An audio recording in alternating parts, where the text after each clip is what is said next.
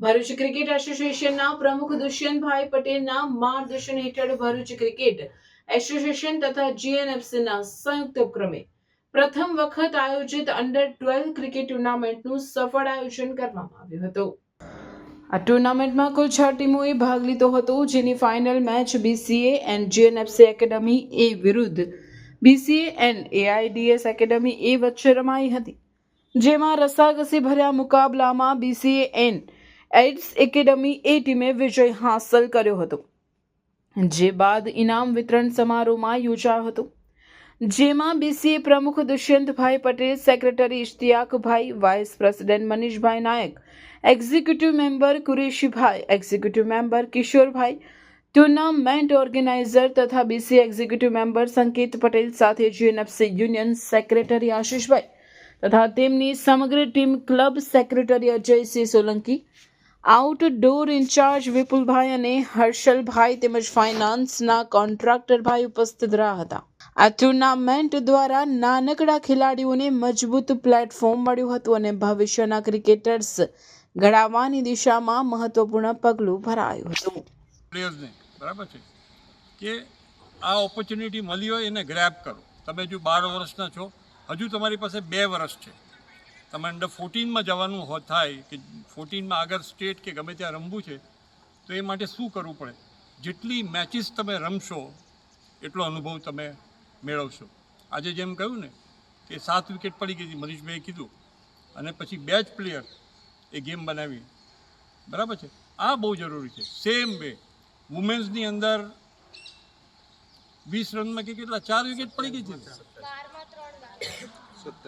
27 રનમાં 4 wicket, અને chess કરવાના 100, કૃપા અને મુસ્કાન 2 જણ વિકેટ પર ઊભા થઈ ગયા અને 73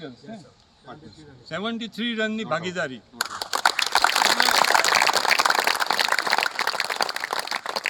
ખરેખર વિનર્સને તો અભિનંદન, લૂઝર્સને પણ ચિંતા કરવાનું કશું છે જ નહીં, આમાંથી શીખવું પડે।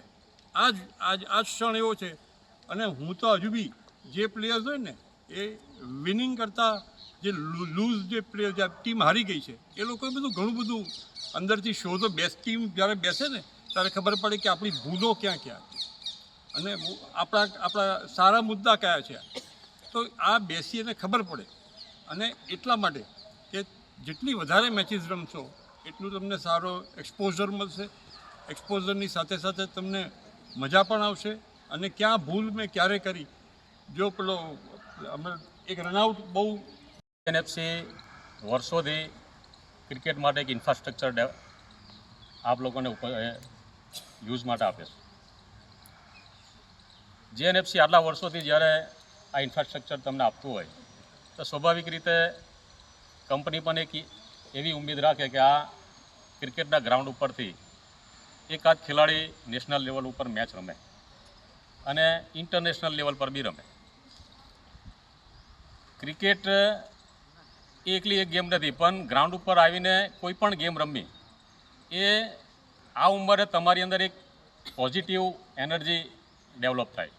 નાયકભાઈએ જે પ્રમાણે કીધું કે 2 જ ખેલાડીએ આખી મેચ જીતાડી બેલેન્સ કરીને, તો એક તમારી અંદર એક ડેવલપમેન્ટ, એક સ્કિલ થાય કે ભાઈ એક પોઝિટિવનેસ ડેવલપ થાય। ક્રિકેટ કે કોઈ પણ ગેમ રમવાથી તમારી અંદર જે પેશન્સનું ડેવલપમેન્ટ થાય, આ બધા જ ફાયદાઓ સારી રીતે પણ આ ગેમો રમવાથી થતા હોય।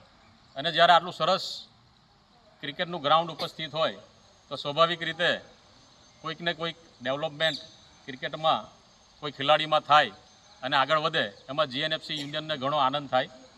આવનાર સમયની અંદર પણ જીએનએફસી યુનિયન, જીએનએફસી કંપની, એસએનઆર ક્લબનો બીસીએને સંપૂર્ણ સહકાર મળી રહેશે એવી હું આશા સાથે